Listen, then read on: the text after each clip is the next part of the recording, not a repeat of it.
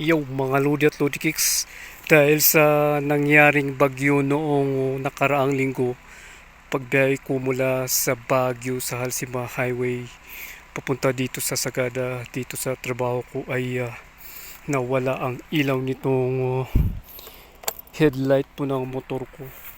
Oh no. So,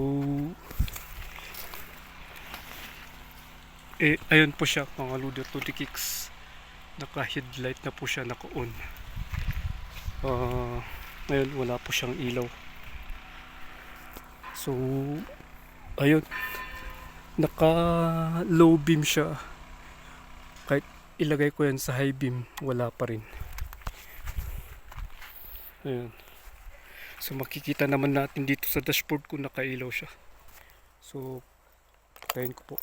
Okay mga Lodi at Lodi Kicks, dahil nga po wala itong ilaw, paano po ba ito aayusin? Okay, bago po ang lahat, subscribe, comment, like, and share po para updated po kayo sa ating mga videos. Salamat po. So ito po mga Lodi at Lodi Kicks, makikita natin po dito na sunog po itong bulb.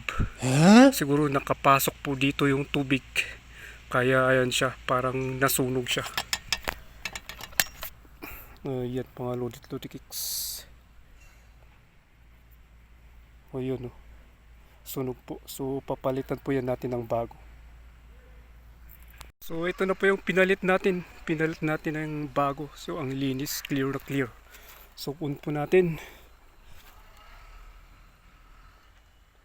Ayun mga Lodi at Lodi Kicks, umilaw siya. So naka low beam, high beam natin. Ayun. Okay. Subscribe, comment, like, and share po mga Lodi at Lodi Kicks para updated po kayo sa ating mga videos. Salamat po. So okay mga Lodi at Lodi Kicks, naset po na natin itong bulb po natin. So ayan po siya, may ilaw na po siya. Ayan.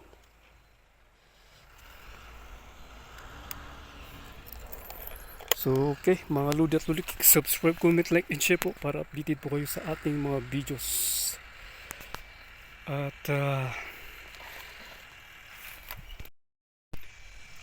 paalaala po pala mga Lodi at Lodi Kicks,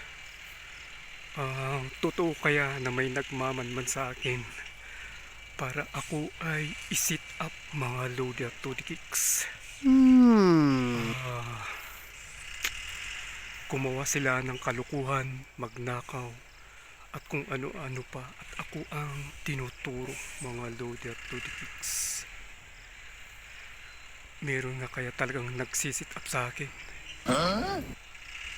para ako ay pagbintangan at kung ano-ano pa.